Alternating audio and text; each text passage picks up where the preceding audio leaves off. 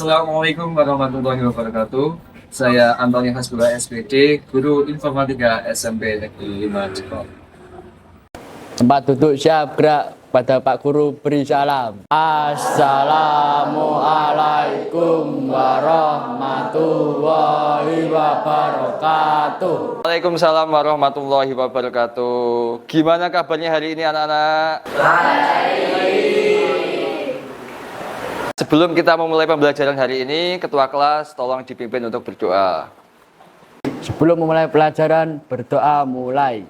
Bismillahirrahmanirrahim. Sebelum kita memulai pembelajaran hari ini, kita cek kerapiannya dulu. Yang dasinya masih belum rapi, yang bajunya masih belum rapi, dicek kerapiannya. Dan di sekitar kalian kalau masih ada sampah, sampahnya dibuang ke tempat sampah.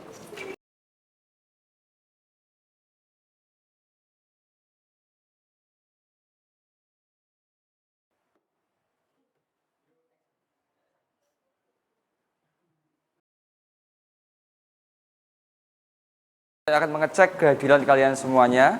Nanti nama yang saya panggil, deskripsikan perasaan kalian. Misal contoh, Antoni bahagia, gitu ya. Anindya Putri Cahyaning Tias. Semangat selalu. Hanan Sadewa. Senang. Ya, kita akan sedikit mengulas materi yang sudah kita pelajari di minggu lalu.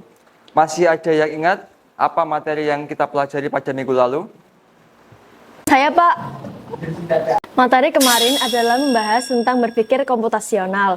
Berpikir komputasional adalah cara berpikir untuk menyelesaikan masalah dengan mendekatkan secara logis dan sistematis. Betul sekali.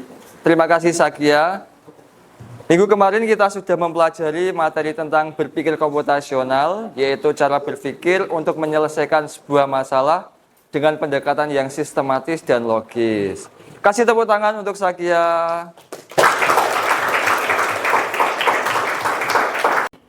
Tujuan pembelajaran yang harus kita capai adalah yang pertama, memahami konsep dasar berpikir komputasional. Yang kedua, menerapkan dekomposisi untuk memecahkan masalah yang kompleks. Yang ketiga, mengenali pola dalam berbagai situasi. Yang keempat, melakukan abstraksi untuk menyederhanakan masalah. Yang kelima, menyusun algoritma sebagai solusi untuk penyelesaian masalah.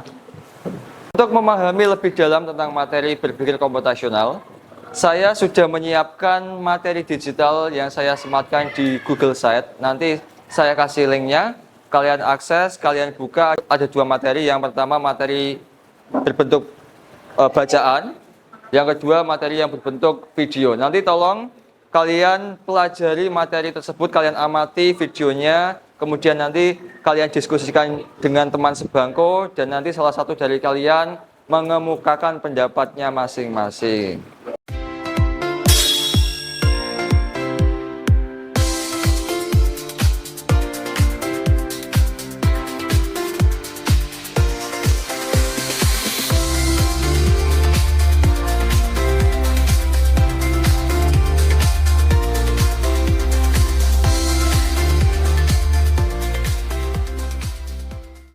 Ya, dari materi yang sudah kalian akses melalui Google Site tadi, ada yang berbentuk PDF dan ada juga yang berbentuk video.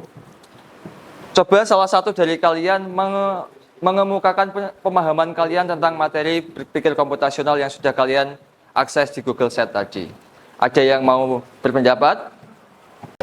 Saya, Pak, ada 4 pilar berpikir komputasional. 1. Dekomposisi, 2. Pengenalan pola, 3. Abstraksi, 4. Algoritma. Ya, mari kita ulas bersama-sama materi tentang berpikir komputasional.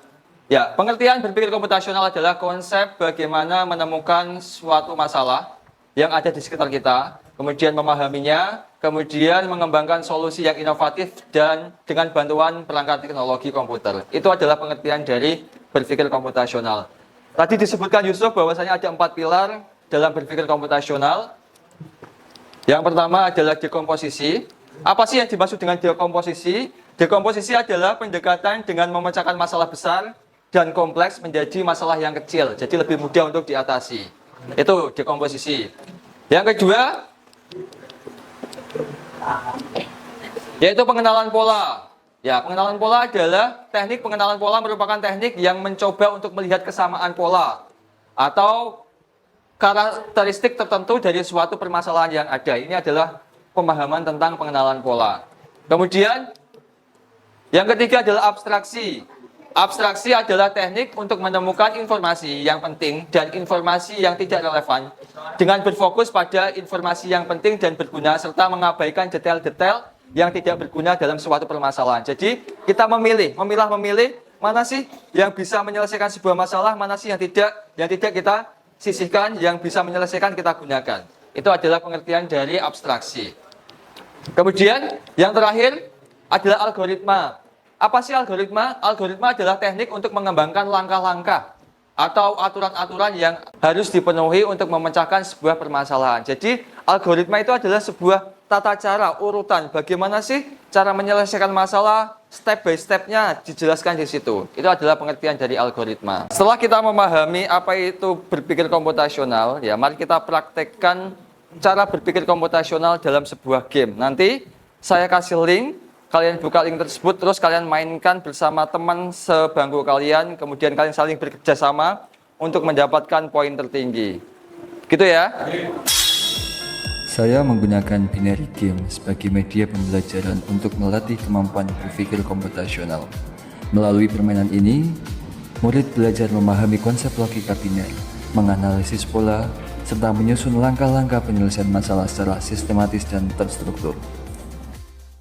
Gimana? Kita mempraktekkan cara berpikir komputasional lewat game. Seru tidak? Seru. Ya, alhamdulillah ya. Untuk kali ini, untuk yang terakhir kita akan melaksanakan evaluasi. Evaluasinya juga sama, kita menggunakan game. Game kit namanya ya. Gamenya itu seperti kayak game Free Fire ya, mabar gitu ya. Jadi intinya nanti gini, kalian nanti tak kasih link, kemudian masuk linknya tersebut, kemudian nanti kalian dalam permainan itu menjawab pertanyaan. Setiap pertanyaan itu nanti ketika betul akan mendapatkan beberapa peluru. Nah, peluru itu nanti yang digunakan untuk nembaki teman-temannya. Semakin banyak menghabiskan lawannya, itu menjadi pemenangnya. Dalam evaluasi pembelajaran, saya menggunakan GameKit, sebuah platform pembelajaran berbasis game quiz interaktif yang dirancang untuk membantu siswa belajar sambil bermain. Platform ini memberikan ruang virtual yang memungkinkan guru membuat atau menggunakan kumpulan soal yang kemudian dimainkan oleh siswa dalam berbagai mode permainan yang menyenangkan dan kompetitif. Ya, permainan sudah berakhir ya. Yang tertinggi adalah Sabrina. Tepuk tangan buat Sabrina. Weh. Ya, gimana gamenya? Seru? Oh, alhamdulillah. Akhir pembelajaran ini, kita akan merefleksikan pembelajaran yang sudah kita laksanakan selama 2 JP hari ini. Nanti saya kasih link, kalian tuliskan bagaimana sih perasaan kalian melaksanakan pembelajaran hari ini melalui aplikasi Padlet. Itu ya.